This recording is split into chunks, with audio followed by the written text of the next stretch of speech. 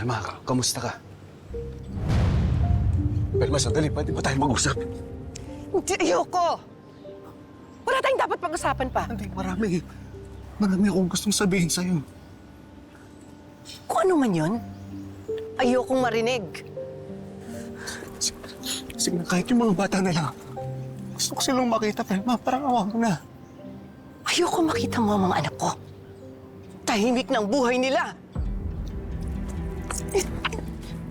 Pelma, alam ko, malaki galit mo sa akin. Pero hindi ka pwede magdesisyon para sa kanila. Tsaka tatay nila ako. May karapatan ako makita sila. Ano sabi mo? Almost 18 years mo silang pinabayaan. Tapos ngayon gusto mo silang makita. Dahil tatay ka nila. Pinaloko niya tayo eh. Tay, totoo po ba? Ang ano? Si tatay po may ibang anak na, may ibang pamilya na. Totoo mga anak. May ibang pamilya na ang tatay niyo. Ano? Hindi ba gagawa ng anak ko ng mga opya? Kasi naman po di po ako makapag-review ng ayos na kasi pag naalagaan ko po si Colleen.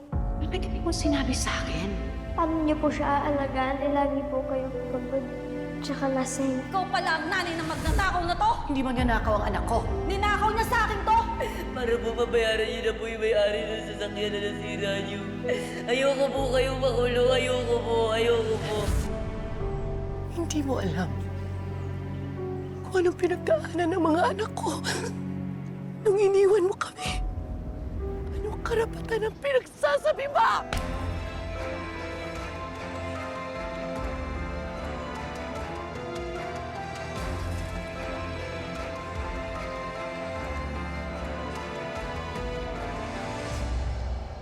Tracking app, di ba? Merong tracking app yung phones natin. What? Don't tell me you're going to track him po. Mom, you can only use that kapag emergency. Oh, well. This is an emergency. Ngayon, ituro mo sa akin kung paano gamitin yung tracking app na yan. Kung hindi, malilintikan ka sa akin.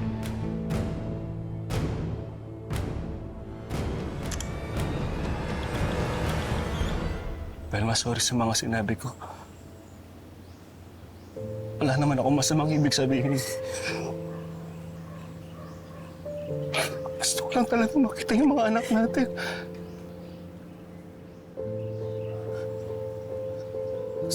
Miss ko na sila. Huwag mo nang alalahanin ng mga anak ko. Okay sila. Dahil pinalaki ko sila ng maayos. Alam ko, hindi mo sila pinabayaan. Gusto ko lang talaga silang makaharap. Kayo, papat.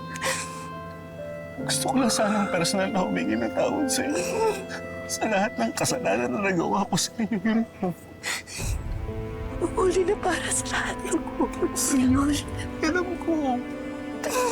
Pero Pelma, ngayon na ako nabigyan ng pagkakataon. Malamang hindi na mauulit yun dahil mamayang gabi babalik na kami ng Canada. Sige na, para tawa mo na. Gusto ko makita sila Adeng, sila Jeffrey, tsaka si Bunso. Sige na, Pelma. Magkaawa ako sa'yo.